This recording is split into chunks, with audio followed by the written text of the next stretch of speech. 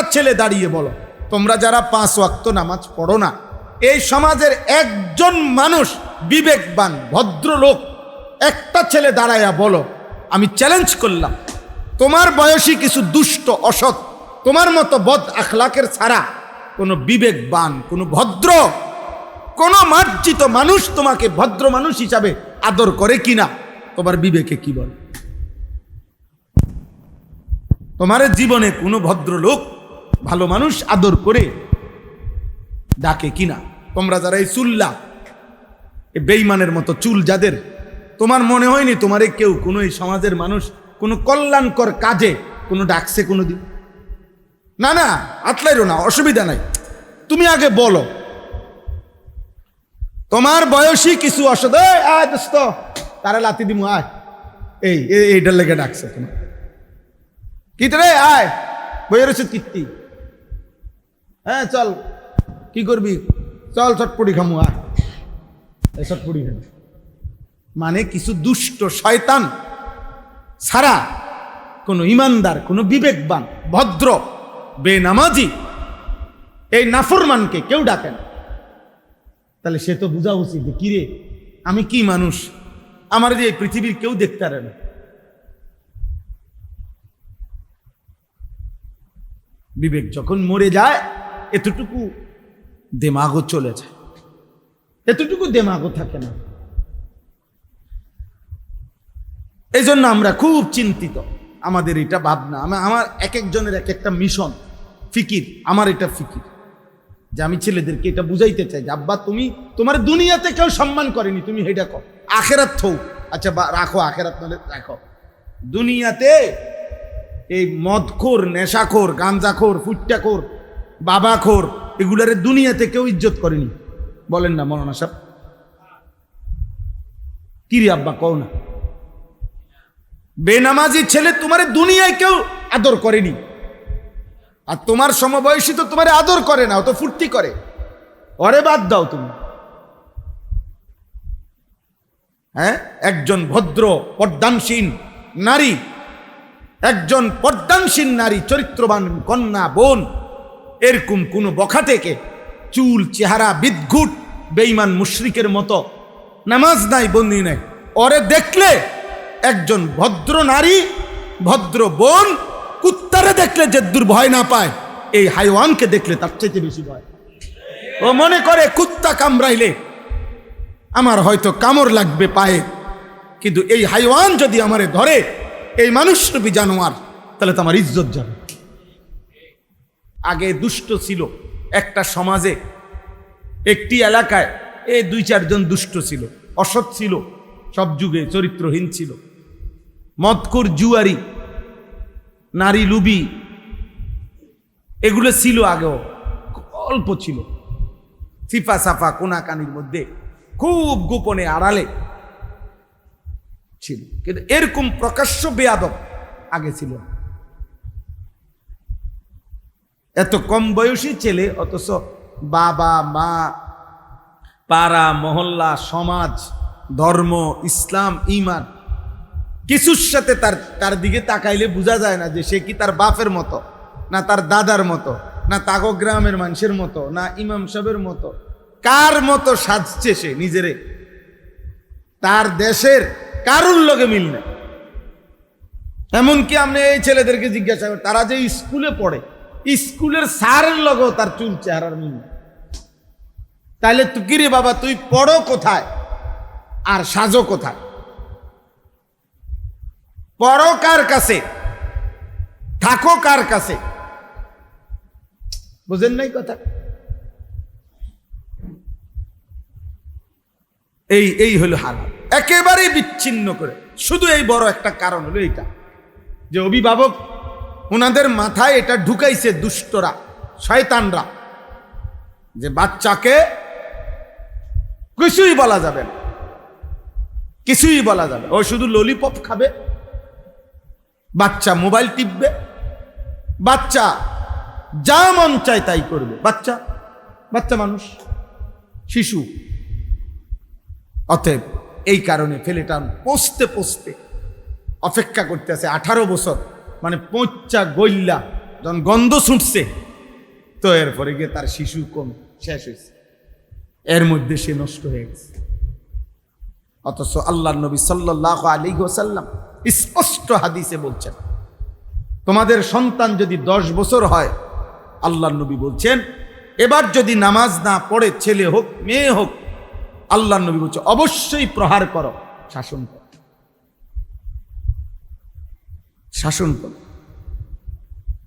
10 বছরের আগে প্রহার করার অনুমতি নাই, কিন্তু বেত রাখার আদেশ আছে। হাদিস নবীজি বলছে ঘরের মধ্যে লাঠি রাখো, বেত রাখো, যেন ছোট বাচ্চাও ভয় পায়। অনিয়ম করা যাবে না, কিন্তু 10 বছরের আগে আঘাত করবা না। কিন্তু 10 বছর হলেই এবার যদি নামাজ না পড়ে, ওয়াদরিবুহুম আলাইহা, এবার তাকে বেত্রাঘাত করে। আমাদের 10 বছরের বাচ্চাকে যদি প্রত্যেক অভিভাবক এটা বুঝতো, এই কথাটা শুনি, 10 বছর বয়সী বাচ্চাকে সংশোধন করা শতভাগ সম্ভব। এখনই না তার গাঁড় মোটা হয়ে গেছে 16 বছর বয়স দেখি, তে তেড়ামি করে, তে মাতবুরি করে। 10 বছরের পরে একদিনও ছেড়ে দেওয়া মানে তারে শেষ করে দেওয়া। এরপরেই সে গাঁড় ফাঁক দিয়ে লাগবে, হেতে বলবে ভাই থাকতাম না, বুঝেন নাই? আমি হোটেলে কাম করুম, আমি হোটেলে কাম করুম, আমি অটো চালাম, অটো চালালে তো ডেলি 300 টাকা, অসুবিধা কি? আব্বা গীতা আবার আমার মোবাইল আমি টিপমু, আমি বেডি দেখমু, নারী দেখমু, আমার বন্ধু বান্ধবের লগে আড্ডা দেব।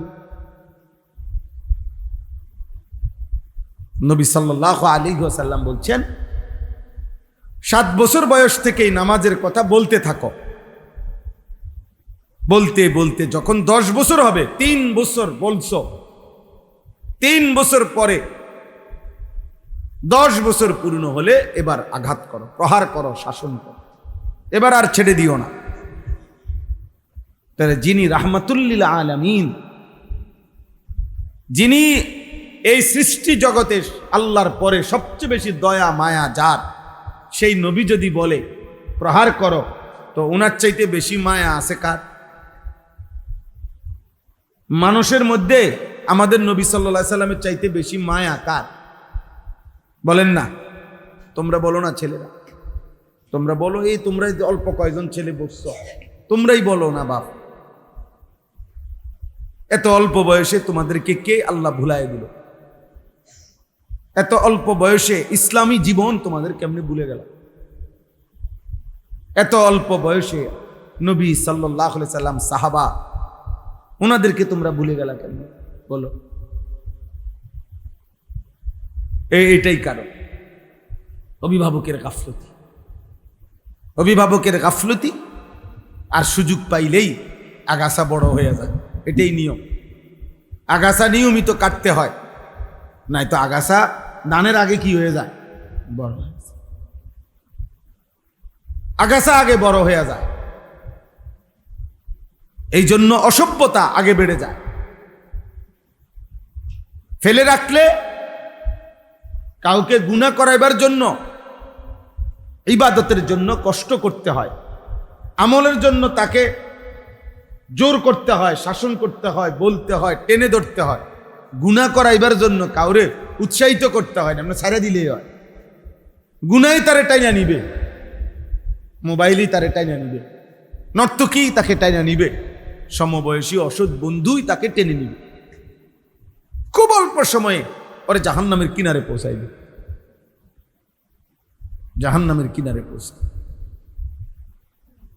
এই জন্য ছেলেরা, বাবা, সবাইকে বলি, আপনাদেরকেও বলি, আমি ব্যক্তিগতভাবে কখনোই ঘাবড়াই না, কম হোক বেশি হোক।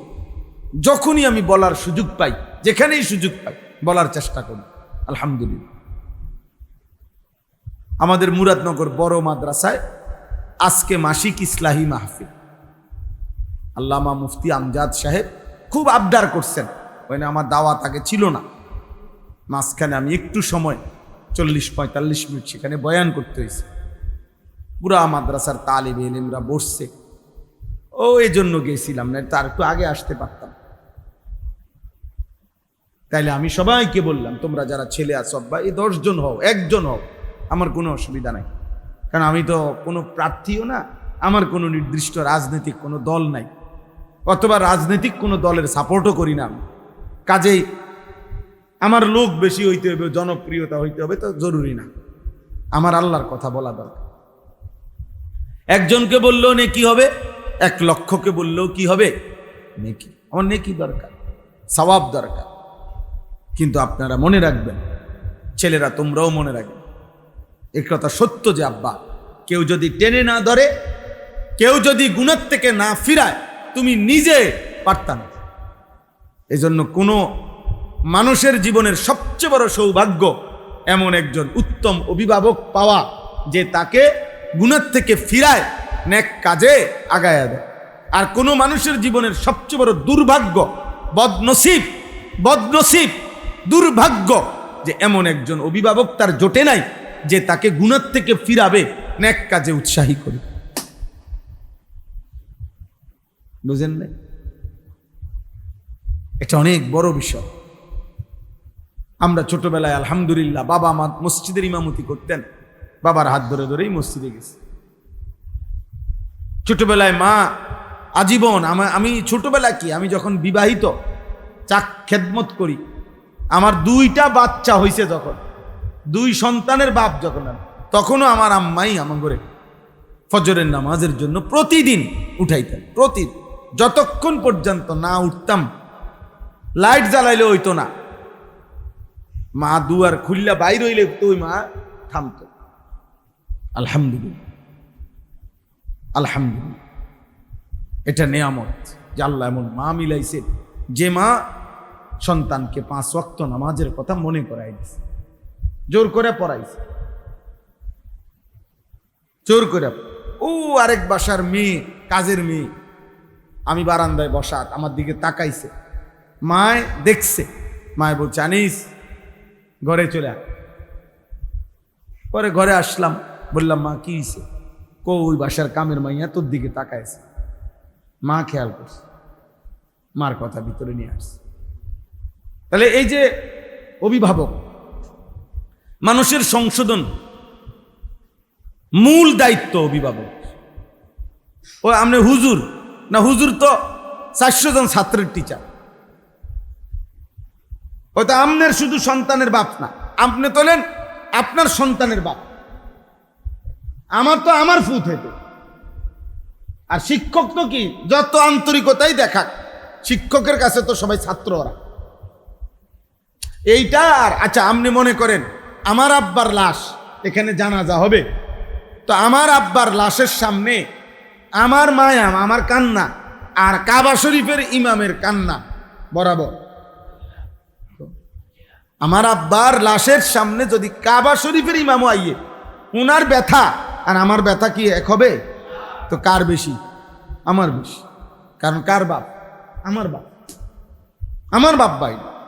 তাহলে আমার সন্তান, আমার সন্তান। তোমাদেরকে বলি ছেলেরা, তোমরাও মনে রাখবা আব্বা, এই পৃথিবী এটাই চলমান ধারা। আজকে তুমি ছেলে, আগামী দিনে তুমিই বাপ। তার মানে তোমারও আল্লাহ তাআলা সন্তান দিবে, আর আজকের পাপ আর নাফরমানির শাস্তি তোমার সন্তান তোমারে ফিরাই দিবে। আমরা ছোটবেলায় শুনতাম, গ্রাম্য কথা কইতো, ফুতে বাফেরে মারতে মারতে গাছের লেবু গাছ না ডালিম গাছের কাছ পর্যন্ত লইয়া গেছে। বাফে এবার কানতে কানতে ফুতের ধরে হাত ধরে কইতেছে, ফুত আমারে তুই মারতে মারতে আর নিস না এদিকে। এটা গ্রাম্য কথা আর কি, আর নিস না আমারে, আর মারিস না ফুত। তখন ফুতে থামিয়া গেছে। তো বাফেরে জিজ্ঞাসা করছি, আপনি আর মারতাম না? কইলেন কা? আমিও আমার আব্বারে মারতে মারতে এর দূরে আনছিলাম। এটা একটা গ্রাম্য কথা আর কি। আমিও আমার আব্বারে মারতে মারতে এর দূরে আনছিলাম। কাজে এর থেকে বেশি নিস না, তাহলে তোর ফুত তোরেও আরো বেশি নিবি। তোমাদের এই পাপ এর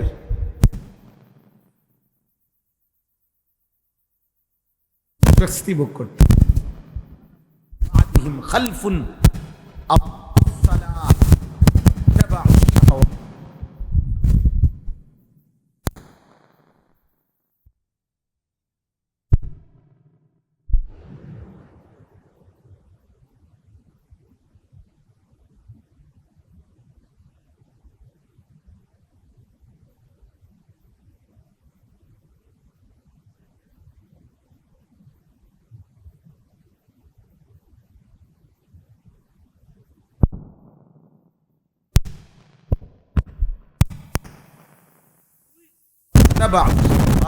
মনের ইচ্ছা মতো চলে।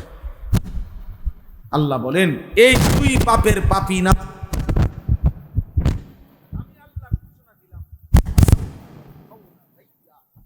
জাহান্নামের সবচেয়ে নিকৃষ্ট আযাবের গর্তে আমি তাদেরকে ছুঁড়ে মারব।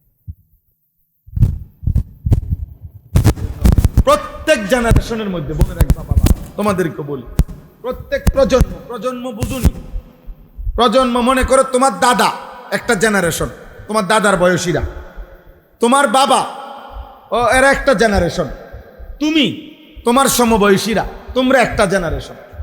আবার তোমরা যখন আল্লাহ চায় তো সন্তানের বাপ হইবা, তো তোমাদের সন্তানরা হইল আরেকটা জেনারেশন।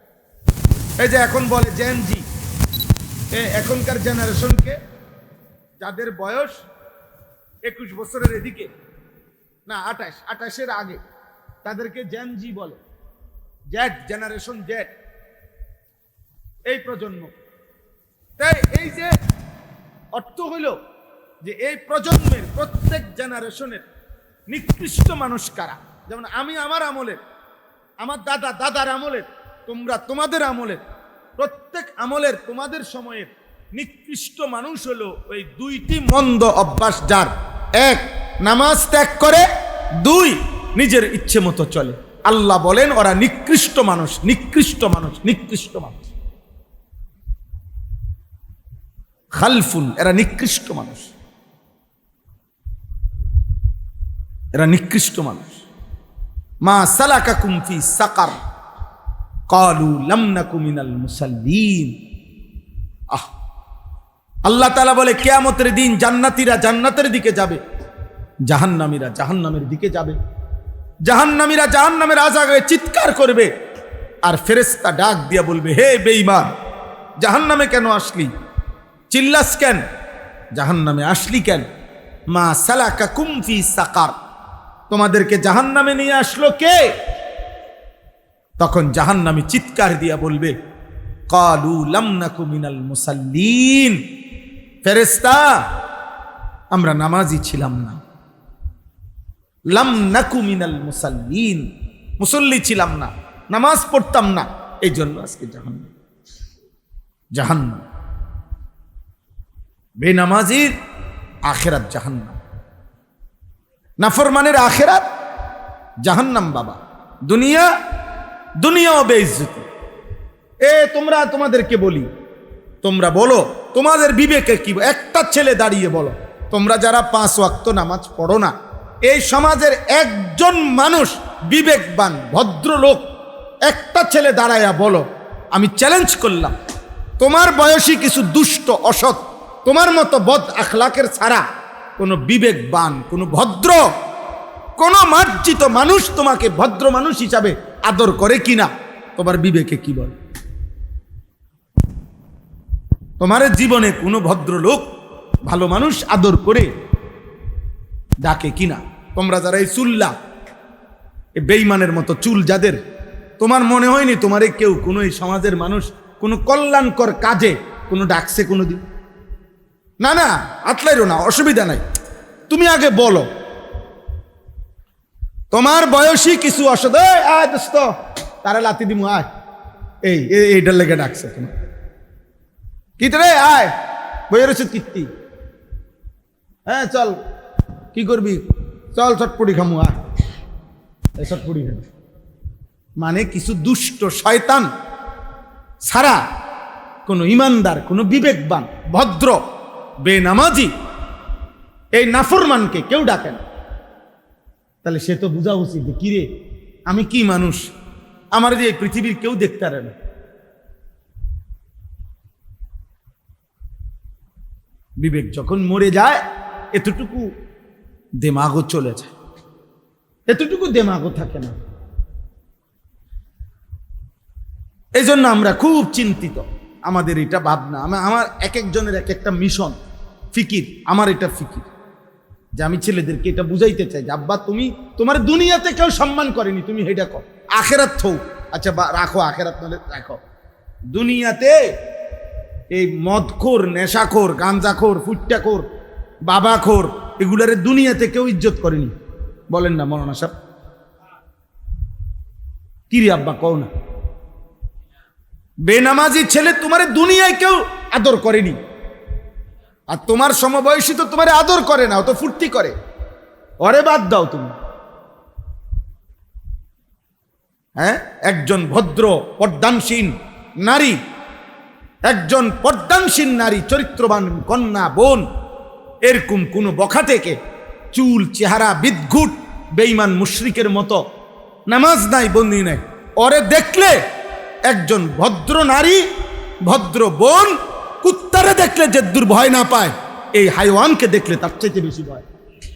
ও মনে করে কুত্তা কামড়াইলে আমার হয়তো কামড় লাগবে পায়ে, কিন্তু এই হাইওয়ান যদি আমারে ধরে, এই মানুষরূপী জানোয়ার, তাহলে তো আমার ইজ্জত যাবে।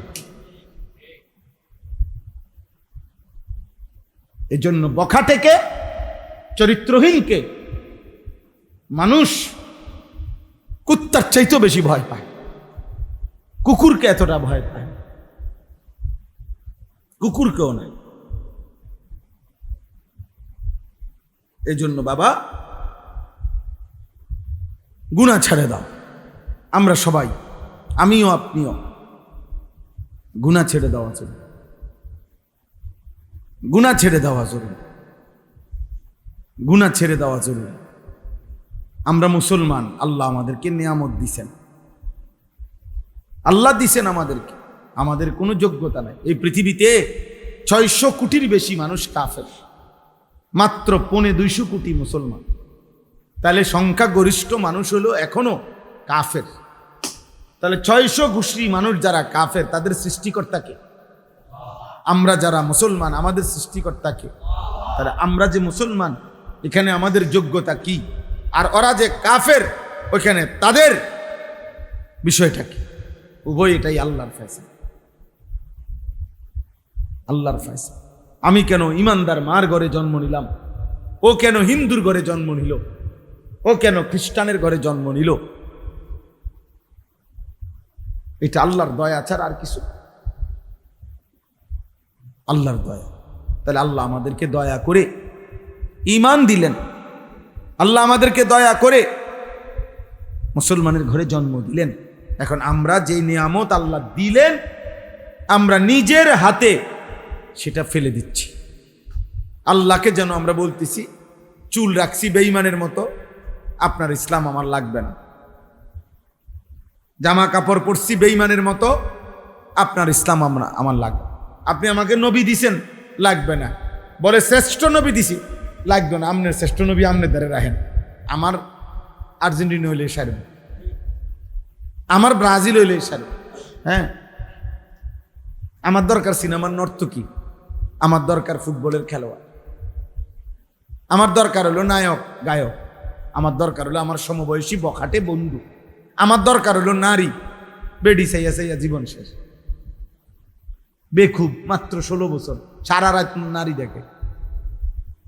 কত বড় নিকৃষ্ট! কিরে, এত অল্প বয়সে মানুষ এত জানোয়ার হয়? এত কম বয়সে বুঝি এত জানোয়ার হয় মানুষ?